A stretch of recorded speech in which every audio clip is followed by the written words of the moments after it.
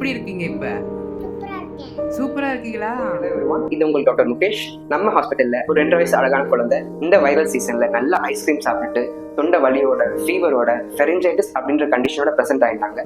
அந்த குழந்தைகிட்ட பாப்பா நீங்க ஐஸ்கிரீம் சாப்பிட்டீங்களா அப்படின்னு கேட்டதுக்கு நல்ல கான்ட்ரடிக்டரியா பதில் சொல்லி, ஐஸ்கிரீமா எனக்கு வேண்டாம், எனக்கு சளி பிடிச்சிரும், அதெல்லாம் வேண்டாம். ஊசி வேணுமா அப்படின்னு கேட்டதுக்கு நோ எனக்கு வேண்டாம் அப்படின்னு அழகா பேசுற அந்த காணொலி அவங்களோட பெர்மிஷனோட உங்களுக்காக. உங்களுக்கு என்ன ஆச்சு பாப்பா சொல்லுங்க. சளி பிடிச்சிட்டா? எங்க வலிக்குது உங்களுக்கு? தொண்டல வலிக்குதா? என்ன சாப்பிட்டீங்க? என்ன சாப்பிட்டீங்க?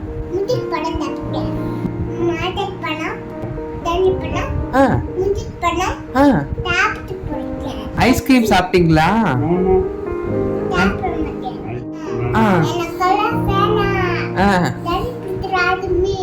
ஊசி வேணுமா உங்களுக்கு?